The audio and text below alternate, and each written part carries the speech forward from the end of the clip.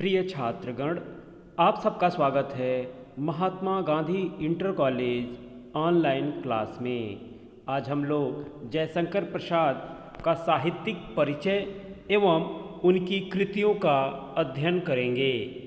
तो आइए शुरू करते हैं जयशंकर प्रसाद का साहित्यिक परिचय। जयशंकर प्रसाद का जन्म काशी के एक प्रतिष्ठित वैश्य परिवार में माघ शुक्ल दशमी सन 1889 ईस्वी में हुआ था। इनके पिता का नाम देवी प्रसाद था। ये तंबाकू के एक प्रसिद्ध व्यापारी थे। बचपन में ही पिता की मृत्यु हो जाने से इनकी प्रारंभिक शिक्षा घर पर ही हुई। घर पर ही इन्होंने हिंदी, अंग्रेजी, संस्कृत, उर्दू, फारसी का गहन अध्ययन किया। ये बड़े मिलनसार, हंसमुख तथा सरल स्वभाव के थे। इनका बचपन बहुत ही सुख में बीता, किंतु उदार प्रवृत्ति और दानशीलता के कारण ये ऋणी हो गए। अपने पैतृक संपत्ति का कुछ भाग बेचकर इन्होंने ऋण से छुटकारा पाया। अपने जीवन में इन्होंने कभी अपने व्यापार की ओर ध्यान नहीं दिया। परिणाम स्वरूप इनकी आर्थिक स्थिति बिगड़ती गई और चिंताओं ने इन्हें घेर लिया। बाल्यावस्था से ही इन्हें काव्य के प्रति अनुराग था, जो उत्तरोत्तर बढ़ता ही गया। ये बड़े स्वाभिमानी थे। अपनी कहानी अथवा कविता के लिए पुरस्कार स्वरूप एक पैसा भी नहीं लेते थे।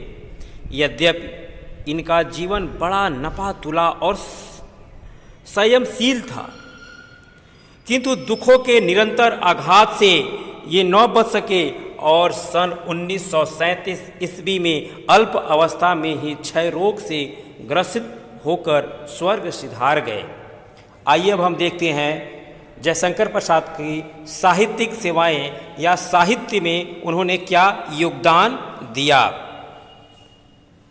जयशंकर प्रसाद जी छायावाद के प्रवर्तक, उन्नायक, प्रतिनिधि कवि होने के साथ साथ युग प्रवर्तक, नाटककार, कथाकार तथा उपन्यासकार भी थे। विशुद्ध मानवतावादी दृष्टिकोण वाले प्रसाद जी ने अपने काव्य में आध्यात्मिक मानवतावाद की प्रतिष्ठा की है। प्रेम और सौंदर्य इनके काव्य के प्रमुख विषय रहे हैं, किंतु मानवीय संवेदना इनकी कविता का प्राण रहा है। आइए देखते हैं जयशंकर प्रसाद की रचनाएं। प्रसाद जी ने अनेक विषयों एवं भाषाओं के प्रकांड पंडित और प्रतिभा संपन्न कवि थे। इन्होंने नाटक, उपन्यास, कहानी, निबंध आदि सभी साहित्य विधाओं पर अपनी लेखनी चलाई और अपने कृत्य से उसे अलंकृत किया। इनका काव्य हिंदी साहित्य की अमूल्य निधि है। इनके प्रमुख काव्य ग्रंथों का विवरण मैं नीचे देता हूँ। मैं ज़्यादा इनकी रचनाओं को मैंने बहुत संक्षिप्त में दिया है, क्योंकि आपको परीक्षा में लिखना है। आपको कैसे लिखेंगे मैंने वही आपको यहाँ बताने का प्रयास किया है। इनकी एक प्रसिद्ध रचना है कामायनी।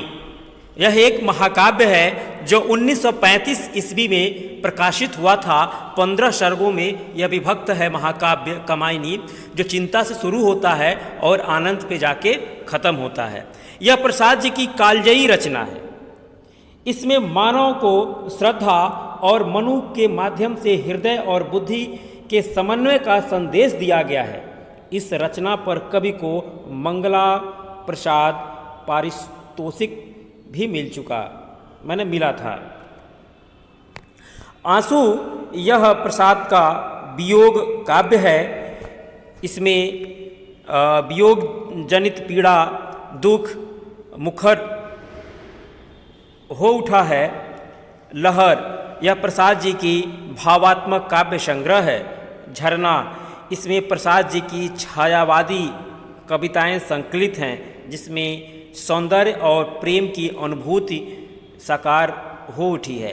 अन्य काव्य ग्रंथ में चित्राधार, कानन कुसुम, करुणालय, महाराणा का महत्व, प्रेम प्रतीक आदि इनकी प्रमुख रचनाएं हैं, काव्य रचनाएं हैं। आइए अब देखते हैं कहानी। कहानी में मैंने प्रमुख कहानियों का ही जिक्र किया है, ज़्यादा कहानियों का जिक्र नहीं किया है। मैं उतना ही देने का प्रयास किया हूँ जितना आप परीक्षा में लिखकर आ सकें। कहानी में आकाशदीप, इंद्रजाल, प्रतिध्वनि, आंधी, गुंडा भी कहानी है इनकी, छोटा जादूगर भी कहानी है, लेकिन उतना ही लिखिए जो आप परीक्षा में सही सही लिख सकें। उपन्यास में कंकाल, तितली, इरावती इनकी अपूर्ण उपन्यास है, मैंने पूरा नहीं है, इरावती अधूरा है। निबंध में काव्य और कला तथा अन्य निबंध। देखते हैं अब साहित्य में स्थान, जयशंकर प्रसाद का साहित्य में क्या स्थान है। प्रसाद जी असाधारण प्रतिभाशाली कवि थे। उनके काव्य में एक ऐसा नैसर्गिक आकर्षण और चमत्कार है कि सहृदयी पाठक उसमें रसमग्न होकर अपनी शुद्ध बुद्ध खो बैठता है।